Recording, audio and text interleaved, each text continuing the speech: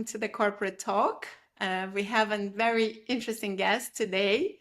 Thank you, Moritz, for being part today of this conversation. Moritz Gekeler is a co-founder of Mermaid and Broccoli, that we will learn more later, and a facilitator and strategic consultant for co-creation and innovation. So we've met years ago in 2019 in a very nice moderation you did about design thinking in India. And I'm very happy to have you here to exchange a bit about your experience and your learnings. Thank you very much. I'm also very happy to be here. Thanks for inviting me. And Moritz, you have a nice background and a very nice career also in design thinking methodology.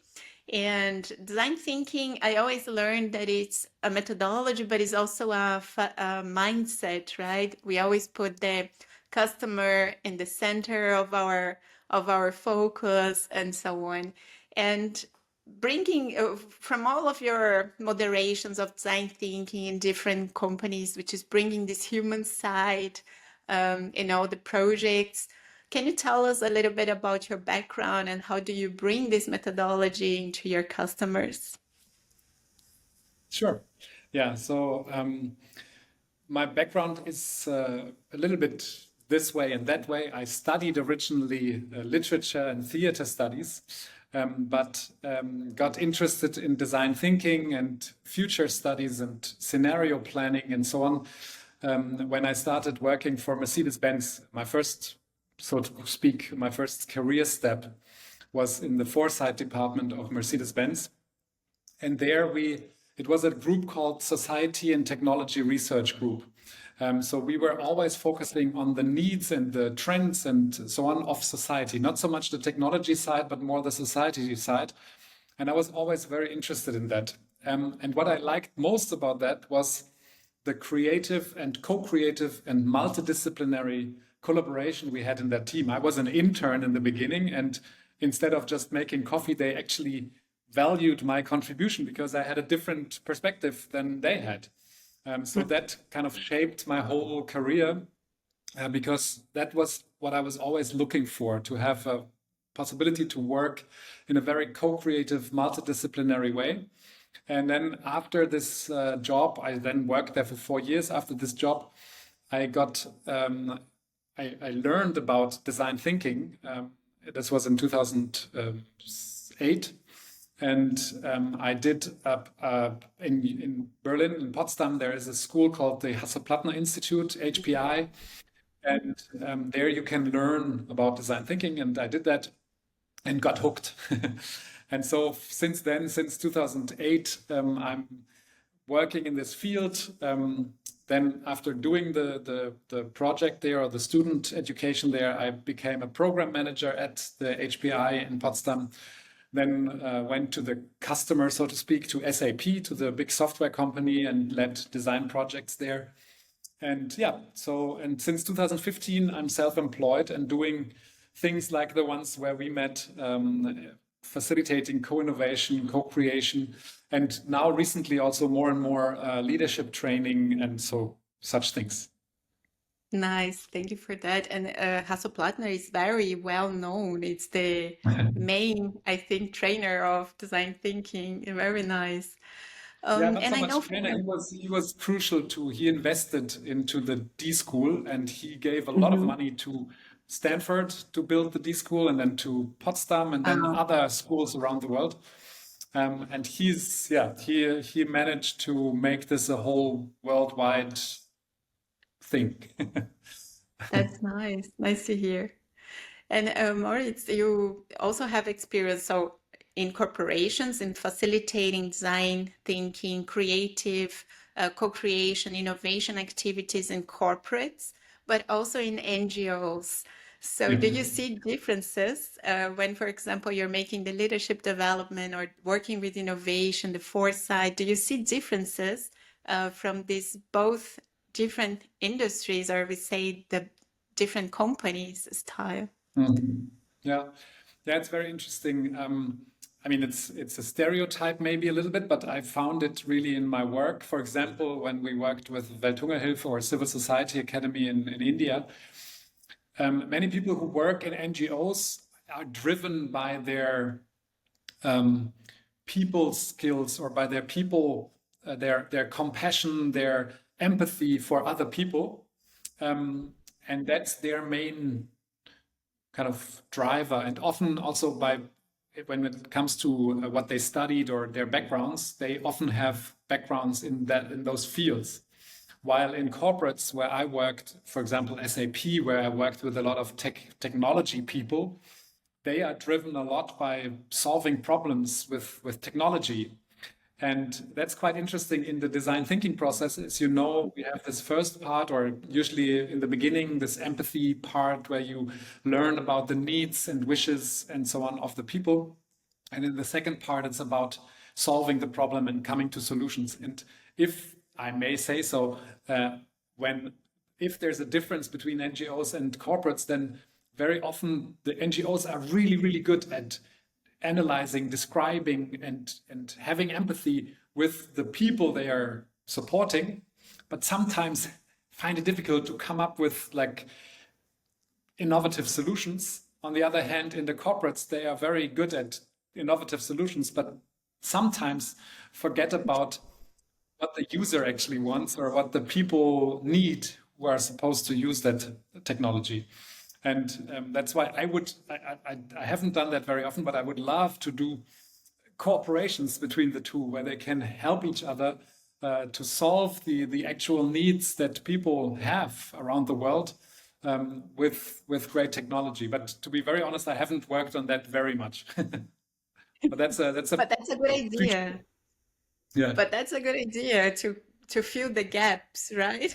Bringing the NGOs and the corporates together. That's nice. Yeah. And do you see some pain points or some patterns and challenges of the companies that come after you to enhance their leadership skills and innovation? Do you see something that is always like a pattern in the challenges they face? Yeah. So one of the things, like I think that's even true for both the corporate world as well as the non-governmental social development field. Everyone right now is struggling with this complexity, right? We have a war going on. We have strange elections all over the place where right-wing parties are being elected, and people are so insecure in these times. And that's something that I find in my work also very often. So leaders in organizations very often have they realize that they have a different challenge today than they used to have maybe 10 years ago or so, because the speed and the frequency in which surprises come up is much higher than it used to be. Somehow the world seemed to have been simpler in previous times. I'm sure it wasn't, but somehow it was that there was not social media, not so much noise going on, not so much information. And also the world wasn't as connected, as globalized and so on. So I always like to use this example of the freight ship that was stuck in the Suez Canal a few years back.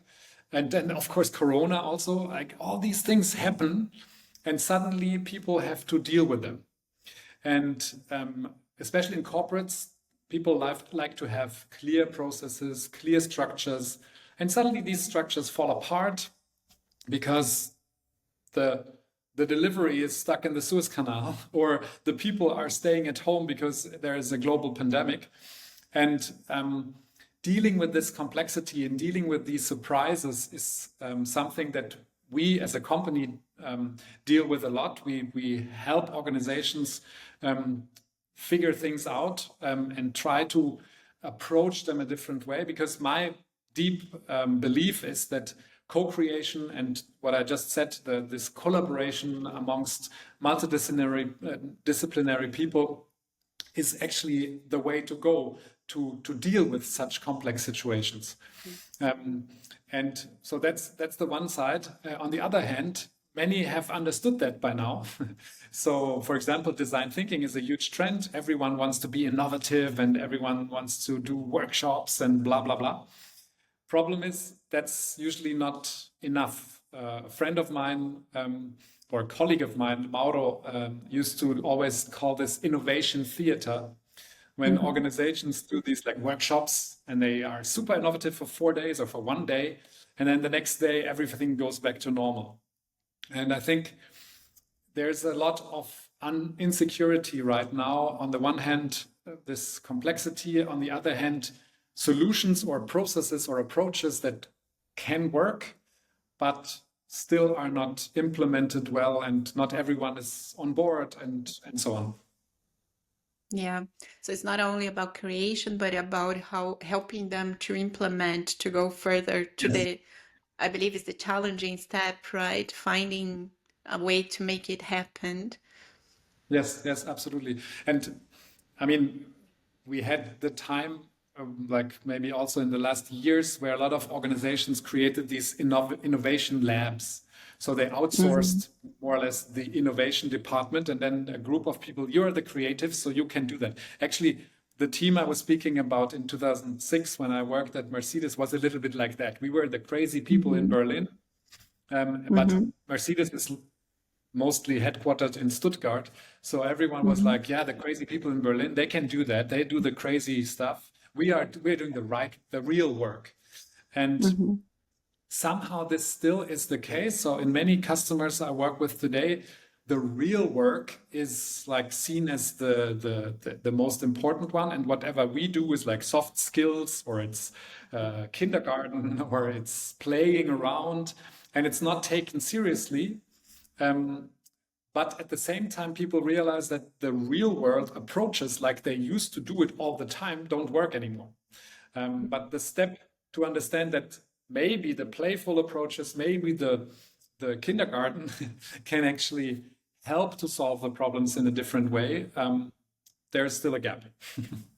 And that's interesting because I also have a background in innovation. So I can see, for example, some cases of products that are already in the market, but are not succeeding, not having the success that it was aimed for. But then when we see in the back, the creative process, the testing phase, the prototype, the talking with customer in the beginning didn't happen. But this is a normal process for innovation projects. So then what I also read from your words is also that needs to have a balance, right?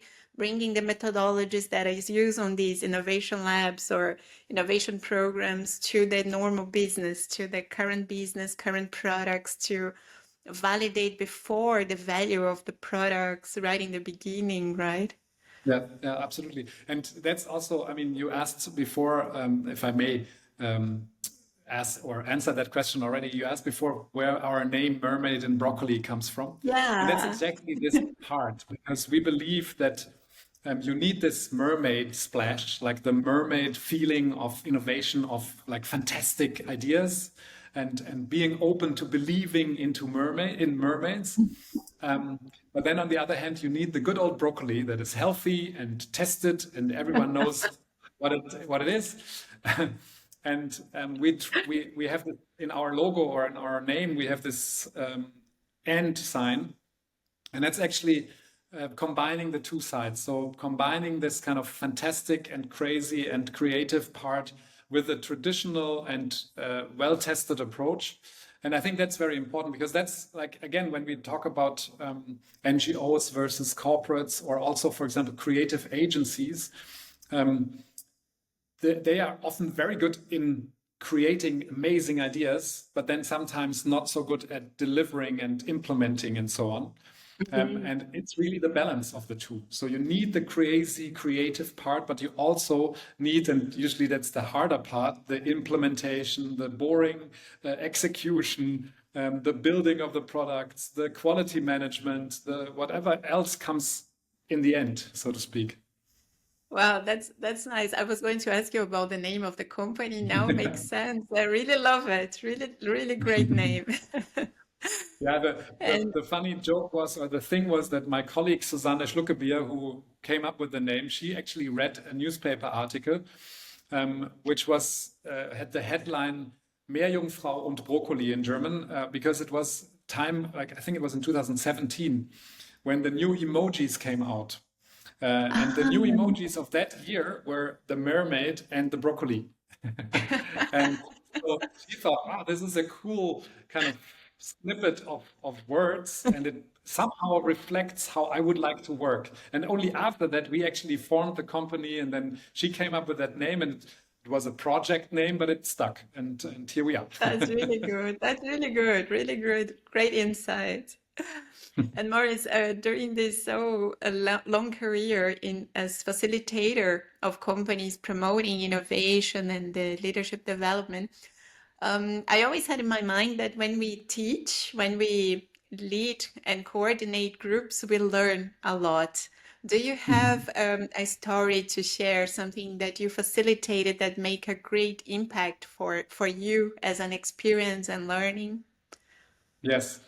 So actually, one of the stories that I'm proud of on the one hand, but also shows how small sometimes innovation can be, is a story. I facilitated a project over 3 years with a foundation called Friedrich Ebert Stiftung in India. It's a German political foundation. And they had a project on gender equality. And we worked with local NGOs in Rajasthan, Haryana, and other states in India. And I showed them a little bit methods and approaches of design thinking, and we had little workshops. And then in between the workshops, they had to do some homework or home play, as we like to call it.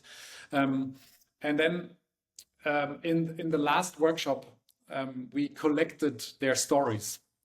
And one of the groups told us, so they had been working with women, girls in rural Rajasthan and using a participatory method called what's it called? I think citizen budget or something like this. So where they do a budget together in order to ensure that the women and girls also bring in their perspective what public money should be spent on.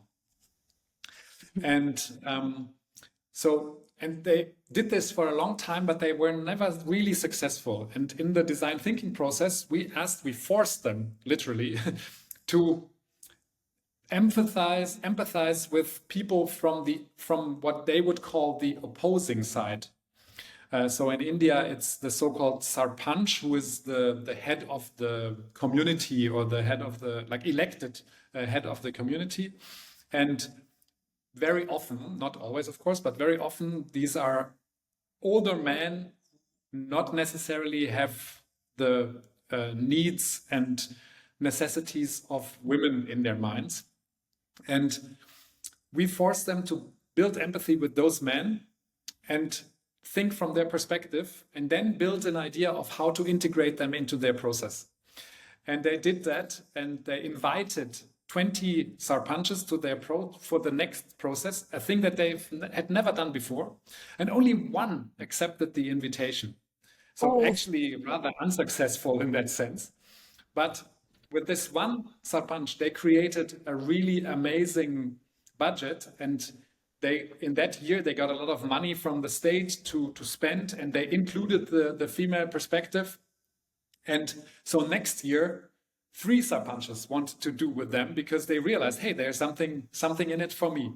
And that's a story that I like, because it shows this kind of breaking up of very clear structures and maybe animosities, and starting to find maybe small parts where you can work together, and then out of that creating really innovative solutions. Wow, that's amazing. Really amazing story. And we can see how the methodology also supports in such a hard thing like a culture, right?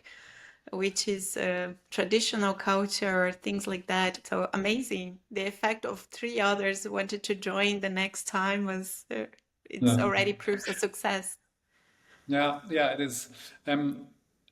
On the other hand, I have to say in my work, I always, especially in the beginning, I always thought it's about the product, like the solution, the innovation that comes out. Um, and I learned over the years that actually my work, at least, is much more about the people than about the innovation in the end. Because very often, I mean, this is a small story, but as I said, it's not a huge success. Not 500 Sarpanches are now doing this, but just a small amount. But also the way the people grew through this process, the participants of the project, um, is actually what kind of drives me and motivates me to see how they embrace other perspectives and try out new things and have fun also doing that. That's pretty much what I'm trying to achieve and what I'm That's trying, yeah, what I'm working on. And just thinking big, if all the companies have this look into the person, into the Mhm. customers, into the suppliers, into the society, I think the world would become much better place, right? Yeah. Yeah, that's nice. And let's talk a little bit about your career. So you mentioned you had a corporate work, and then you suddenly start to be an entrepreneur, be on your Mhm. own, a consultant, co-founder. How was this shift for you? What are the challenges you faced and the Mhm. learnings, of course? So I have to say, um, I did this step in a very safe environment. So I was working at SAP in a very good job, and I loved my team. Shout outs to everyone from the Design and Co-Innovation Center. um, but then my wife actually had the opportunity to move to India for a job.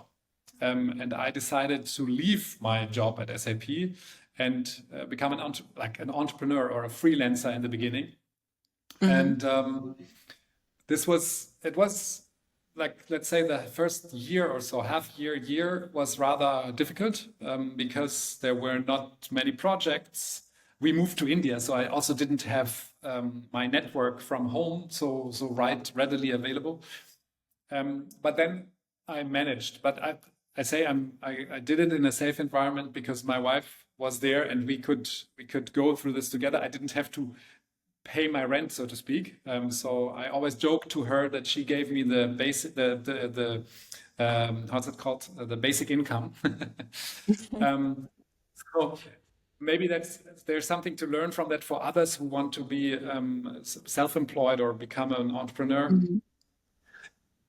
Of course, it's a good thing to take the step. But if you don't dare to, maybe you can find a way to do it in a more safe environment. I don't know, go to part-time work and start your career on the side or something like this.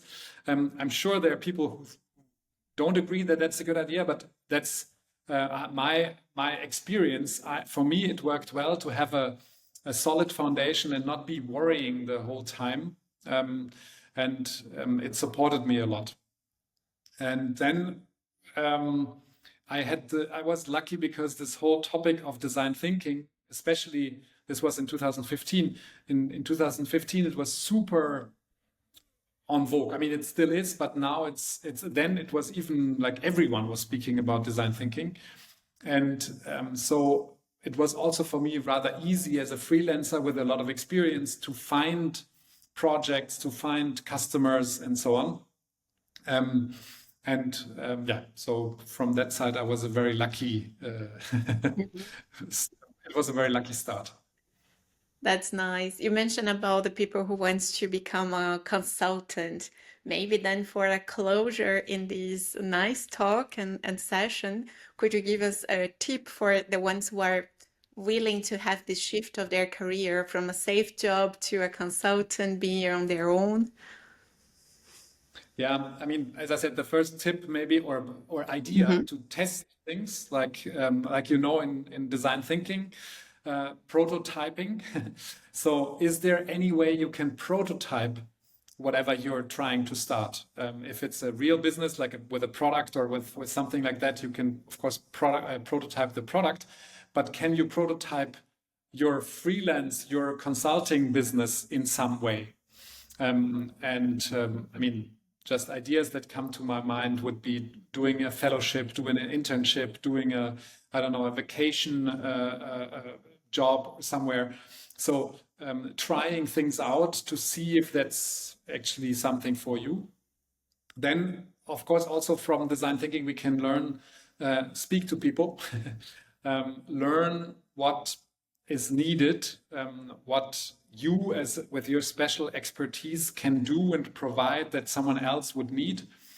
And then take the plunge or take the step, and maybe if it's just a small step, like I said, but take it and don't postpone it all the time, but actually take the decision and do it. Have fun with it. That's nice. And I think this is a good end message to have fun, right? And thank you so much, Moritz. It was a really nice talk, really rich. Thank you for sharing a little bit of your know-how and experience. It was very inspiring. Thank you so much. Bye bye.